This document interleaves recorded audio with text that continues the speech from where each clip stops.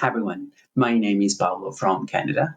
I have created this channel because 25 days ago I went through a hair transplant procedure at a Cosmetica clinic in Istanbul, Turkey. And I just wanted to share my experience and the progress through a series of short videos that I'll be uploading in a monthly basis up until month 12, where the expected result is going to show. So I just wanted to maybe start with some of the details of prior the procedure. Yeah. Even before getting to Turkey, you'll get assigned to a Cosmetica representative that is going to be there to answer any questions that you have.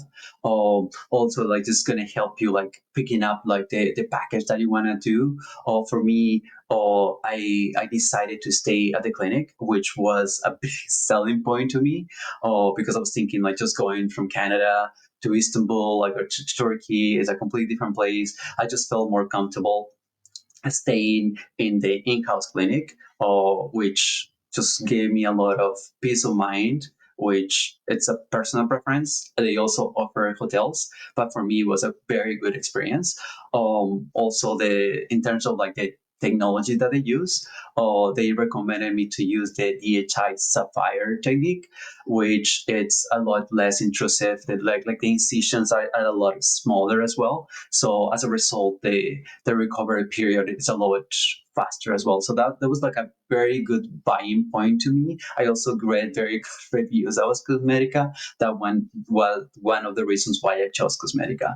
Okay, so then getting into checking in, the check-in was very smooth. I already knew where to go. I knew who I needed to like get in touch with for any questions, which was great. The day of the surgery, oh, I don't know if this happens to everyone, but I know because I stayed at the clinic. I didn't even have to get out of my bed very early in the morning. They came in, they did some blood work. So that was very convenient for me because I'm not very happy with needles. So it is what it is, but it was great. After when I got to get some pictures, I met with Dr. Akar. Such a good guy. He analyzed me. He showed everything, and he recommended what I needed to be done. So in total, I got like 4,000 drafts transplanted. Um, I was also looking to get something in the crown area as well. But like after like the analysis, he didn't recommend me to do it. He said it would be enough, and other treatments will help me. Which on that end, I also knew what I needed to get. So for me, it was like no like news. So I also got the PRPX and also Regenera Activa.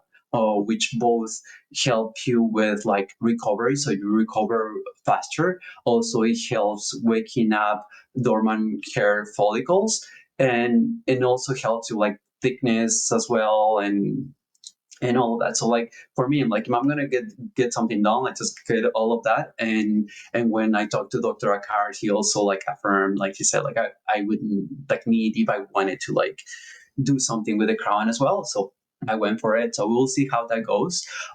In terms of the procedure on its own, I think it was about 5 to 6 hours of the procedure.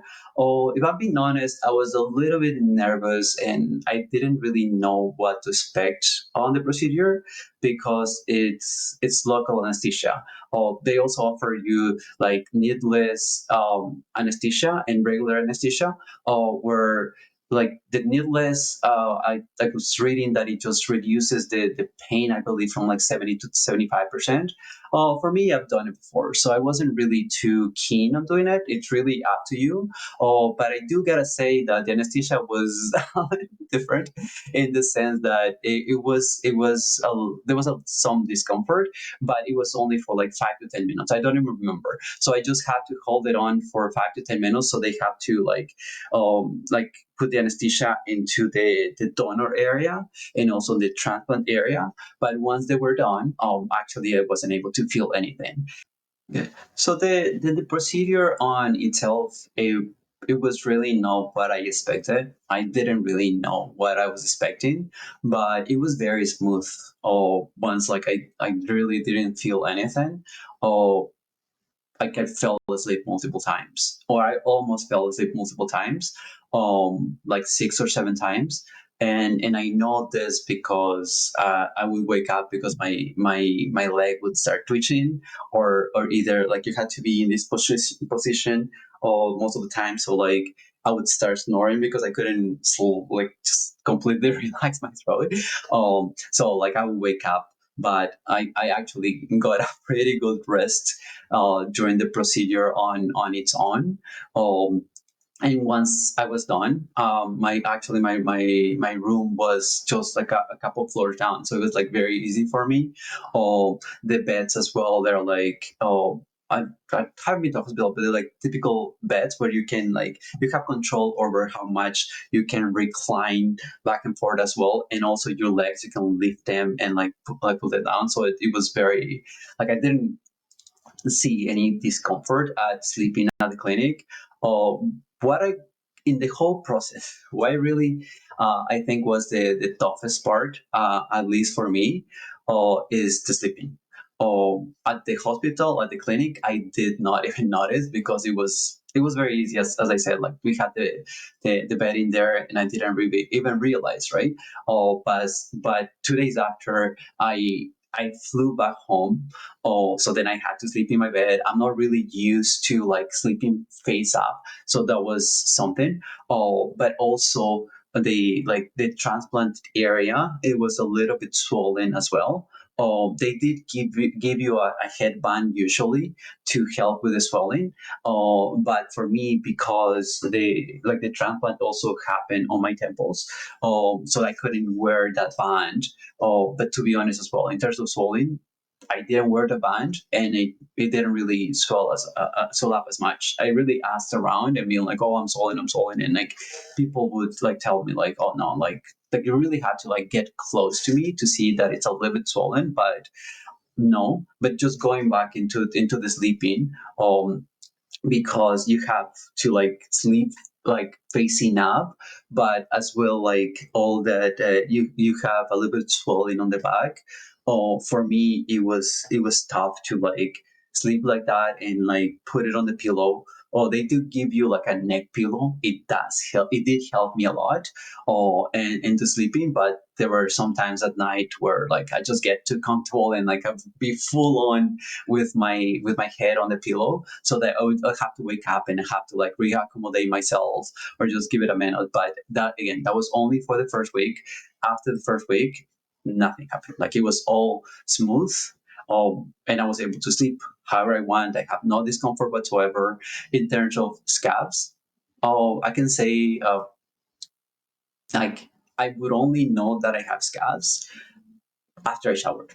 Oh, because while you shower, I guess like you have to keep like you have to apply foam for I believe it was like 30 minutes before. Oh, you'll get instructions there as well. But like this like it will be like wet or like moist the whole time. So like the scabs would just like start like getting lighter in color. So then I will be able to see that I have scabs. But to be honest, other than that, I would not. I didn't even know. I knew there was something, but I've also seen videos and pictures of other people getting hair transplant. I'm thinking that it's because an FU treatment, so the scabs were much larger for me. It was like very smooth. Even like removing the scabs, it was just like very easy. So I think that was the hardest part of the procedure. But when I see it overall, it was quite easy, quite smooth. Now I'm at day 25th. You can still see a little bit of like red around the transplant area, but it's not really much. I'm just hoping in the next few days it's just gonna go away. Even my hair is already growing back. um yeah, and I think that's about it. From now on, it's been just I guess recovering or just living my life as normal. And I don't expect for that to change as much. More than like, hair will start growing back soon. Hopefully. Um But yeah, I have some pictures. I'm just gonna go dig down on them. I was thinking, like, I wish I took more pictures, but I'll just put some pictures at near the like at the end of the video. Or also, if you have any questions or anything that might miss mentioning, or just feel free to drop it in the comments. I'll be looking at the comments, answering to any questions that you might have.